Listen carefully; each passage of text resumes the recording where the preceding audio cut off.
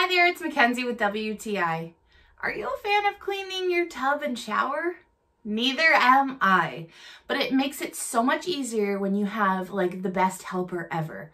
This bathroom foam by the Pink Stuff is so good. I love being able to fully clean, get a satisfying sparkle when I spray on, and does not take a ton of elbow grease to wipe clean. We have left our tub far too long.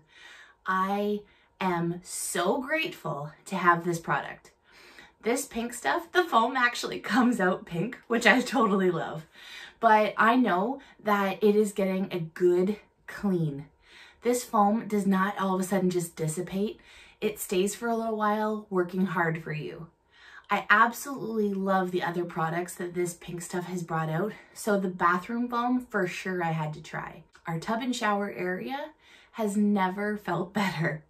I know that that soap scum on the bottom of where the bottles sit gets gross, and I don't want it there. This takes care of it for me.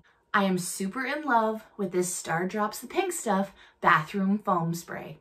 I know you're going to love it, but that's just my point of view.